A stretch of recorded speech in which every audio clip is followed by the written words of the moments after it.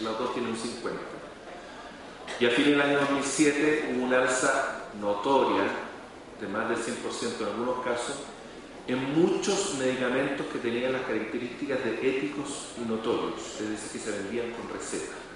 Y por lo tanto la elasticidad de la demanda era muy baja porque el médico recetaba con nombre y apellido del medicamento. Y subieron el precio simultáneamente y en montos muy similares a estas tres cadenas, un grupo de medicamentos que tenían estas características. Y la Fiscalía inició una investigación sin tener estas facultades. Pero tuvo dos cosas que fueron extraordinariamente fortuitas. Primero, solicitó los correos electrónicos de los ejecutivos del área comercial de la farmacia en el periodo sospechoso que fue desde el mes de noviembre del 2007 a marzo del 2008.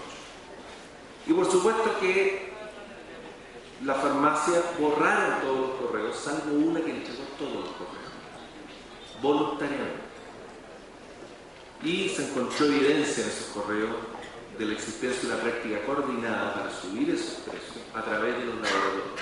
Los laboratorios eran los que comunicaban las alzas de precios futuras a la otra empresa para que se coordinara el alza. Ese fue el primer caso, o el primer elemento que favoreció el caso. Y el segundo elemento que favoreció el caso fue que una vez que se terminó la investigación y el fiscal presentó su acusación en contra de las tres cadenas ante el tribunal, al poco tiempo una de esas cadenas confesó, sin existir programa de inmunidad y clemencia, sin delación compensada, confesó en el juicio y se llegó a un acuerdo conciliatorio con esa cadena, lo que obviamente produjo un gran revuelo público. Lo extraordinario del caso fue que las otras dos cadenas, no obstante la confesión de esta cadena, siguieron el caso adelante y tardó 3 o 4 años en resolverse.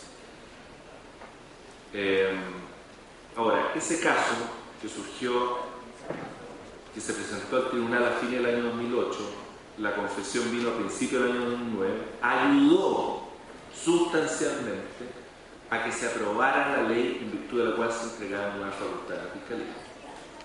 Esa es la importancia también de los grandes casos para la autoridad de competencia si quiere llevar, por ejemplo, a cabo reforma. Un buen caso con buena evidencia en un sector sensible de la población, medicamento no puede ser más sensible, puede ayudar a obtener reformas regulatorias significativas.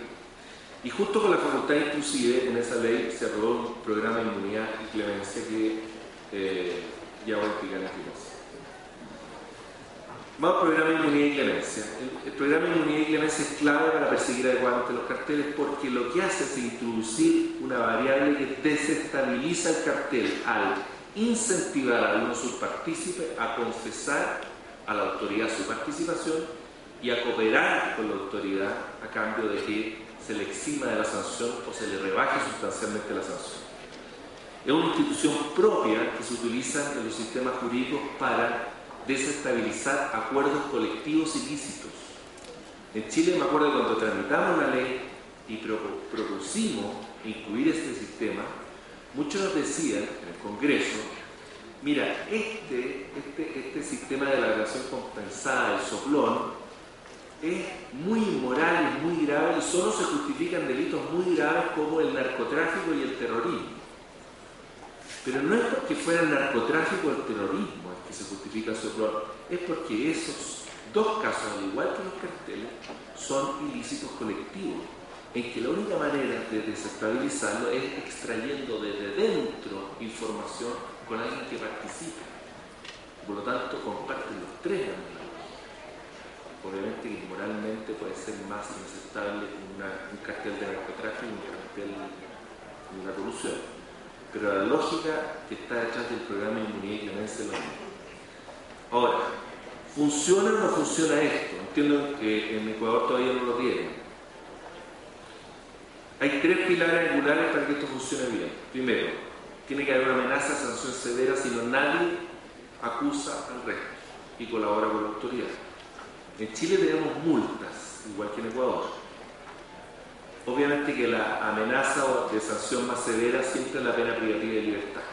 Si alguien sabe que puede irse a la cárcel, van a existir incentivos mayores a que se acerque la autoridad y acusa al resto de los partícipes de un cartel que hay un cartel. Pero Europa ha demostrado que con multas puede funcionar esto. Caso farmacia, al final se condenó a la farmacia con la multa más alta. No sabemos, todavía es muy pronto para decir si la sanción que tenemos en Chile, que hoy día son $30 millones la multa máxima, es lo suficientemente incentivadora para que alguien denuncie un cartel. Segundo requisito es que el que participa en un cartel tiene que sentir que puede ser descubierto. Puede haber una amenaza muy severa, penas de cárcel, pero si yo sé que nunca me van a descubrir, no voy a tener ningún interés en acudir a la autoridad. Y por eso es tan importante tener la facultad intrusiva de allanar downgrades con autorización judicial y interceptar comunicaciones, especialmente en aquellos carteles en que todo se hace por teléfono. Y tercero, muy importante, es que la ley y los posteriores reglamentos, guías que adopte la autoridad tienen que ser extraordinariamente precisos para que la persona que quiera optar este beneficio sepa que si acude a la autoridad lo va a obtener. Es decir, tiene que haber un grado de certeza bastante alto. Y aquí surgen dudas. Hay que detallar bien qué va a entender la autoridad por cooperar efectivamente, cuándo un aporte es relevante, cómo determinar el orden de los solicitantes, quién llega primero, cuál es el criterio para rebajar las multas.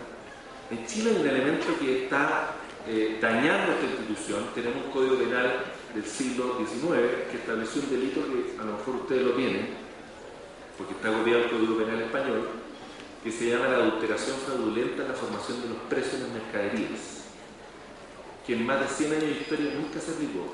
Surgió el caso Farmacia y un grupo parlamentario presentó querella ante el Ministerio Público por este delito. Entonces tenemos la paradoja hoy día que tenemos un bonito sistema institucional con delación compensada, con programa de inmunidad y clemencia, pero nadie se atreve a denunciar porque nadie, la autoridad de libre competencia, que es la Fiscalía, no puede asegurarle a esa persona que el Ministerio Público Penal no empiece a perseguir el día de mañana por este delito de formación fraudulenta de precio. ¿Algún desafío a la Facultad de Investigación y Persecución que ha importado para la Fiscalía? Hay una nueva forma de investigar. Hay que trabajar mucho más con Carabineros y Policía de Investigación. Antes la Fiscalía trabajaba muy autónomamente. Hay todo un gran tema cuando se ocupa la facultad intrusiva sobre la prueba ilícita, es decir, lo que se recolecta en virtud de un allanamiento, o cuando se intercepta una comunicación. Hay que seguir una serie de regulaciones propias del proceso penal que se hacen aplicables en sede administrativa. Pero aquí el gran debate que se está dando es cómo las partes acusadas tratan de que se declare esa prueba ilícita para que no pueda ser condenado. Está el tema secreto profesional. Hay muchos correos entre abogados y clientes que es discutible si pueden utilizarse o no pueden utilizarse. Y la otra piedra angular del sistema de persecución de carteles dice relación con el estándar de convicción. ¿Cuánto le exigimos a los jueces en definitiva para que condenen a alguien de cartel?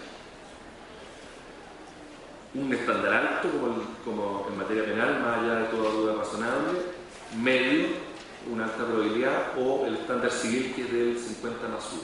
El caso farmacia es sintomático porque el tribunal dijo cuando condenó a la farmacia que existiendo evidencia, prueba de testigos, correo electrónico, confesión y evidencia económica, toda esa evidencia que constituía prueba directa en muchas de ellas, formaban la convicción del tribunal más allá de toda duda razonable, que es un estándar mayor, dice el tribunal en su sentencia, al que se exige en esta sede. Es decir, el tribunal por primera vez en ese fallo señala que el estándar de convicción que tiene no es el que tiene el juez penal, es un poco menor. Y yo creo que es natural que sea así, porque en materia penal obviamente que está diseñado para evitar errores tipo 1, es decir, está diseñado para que no se mande a la cárcel a una persona inocente. Pero en materia de libre competencia ese estándar no puede ser el mismo, porque las consecuencias, salvo que estemos ante un sistema que tiene sanciones penales, no son las mismas para los acusados. Entonces, esas son las cuatro piedras angulares en que debería descansar un sistema de persecución de carteles. No sé si queda tiempo. ¿Cuánto tiempo queda? ¿10 minutos? Ahí. Aquí hay algunos casos que están enumerados de cómo ha ido evolucionando esta orden de convicción. Esto es un problema de maduración del sistema. En el año 2004 se creó el Tribunal de Defensa de la Libre Competencia. Con anterioridad existían comisiones antimonopolio en Chile. Y aquí yo anoté los casos más famosos de carteles. Ustedes ven que en principio casi todos ellos la prueba era indiciaria o prueba indirecta. Y en casi todos ellos o hubo absolución o hubo condena, pero después absolución por parte de la Corte Suprema. Es decir, esto prueba, hasta el año 2008, que el caso Plasma hay condena porque hay registro de llamados telefónicos. Pero esto prueba que sin la posibilidad de obtener una prueba directa es difícil obtener una condena en caso de corrupción. Vamos al caso del cártel transfronterizo. Este es un caso que fue bien sintomático. En Chile, la última ley, la que introdujo el programa de delación compensada del INE, ¿sí?, entró en vigor en octubre del año 2009. Yo en esa época era fiscal económico. Entró, póngase usted, en vigor el 9 de octubre del año 2009. El 9 de octubre del año 2009 estaban tocando la puerta de mi oficina dos abogados de una empresa transnacional para denunciar el cartel. Lamentablemente fue flor de un día, no es que todos los días hayan llegado después de denuncia. De hecho, costaba bastante. Pero esta era una empresa que había llegado a un acuerdo internacional y estaba en una loca carrera en el mundo con sus competidores, autodenunciándose ante las distintas autoridades de libre competencia en aquellos países en que había producido efectos el cartel, que llegó a Chile el primer día de aplicación de la ley. ¿Cuál es el mercado? Este era un mercado, no es tan sexy como el de la farmacia. Es un mercado de compresores herméticos de baja potencia. Son insumos que se utilizan en los equipos de refrigeración, el insumo clave de los refrigeradores. Los partícipes a nivel mundial son esas 5 empresas que aparecen en la pantalla. Tecumseh fue el que se acercó a la fiscalía. Comenzó el año 2004 con reuniones anuales, generalmente en Alemania, Frankfurt y Nuremberg, y también para el polo Sudamérica era en Sao Paulo. Y el objeto del acuerdo era acordar el alza de precios en porcentaje por región. Tenía Estados Unidos, Europa, Asia, Centroamérica, Sudamérica, África y por categorías de productos. ¿Y cómo se implementó esto? Cada empresa comunicaba esto a sus clientes, que eran los fabricantes de refrigeradores, y esto a su vez lo contactaban con sus distribuidores y monitoreaban que esas alzas se fueran implementando. El término de este acuerdo no es muy claro. Algunos dicen que fue en febrero del 2009 cuando tomaron conocimiento de la existencia de una investigación por parte de las autoridades de competencia de Brasil, Estados Unidos y la Unión Europea. ¿Por qué en Chile esto era importante si el acuerdo se celebró en Alemania o Brasil? Era importante porque 2 de esas 5 empresas exportaban a Chile, exportan todavía, estos compresores herméticos y satisfacen una demanda de alrededor de 400.000 unidades anuales. Y entre los clientes estaban grandes empresas distribuidoras de refrigeradores. Ahí están los nombres de las empresas. En conjunto, Tecumseh y Whirlpool en Chile exportaban el 98% de los compresores. Y entre el 2004 y el 2008,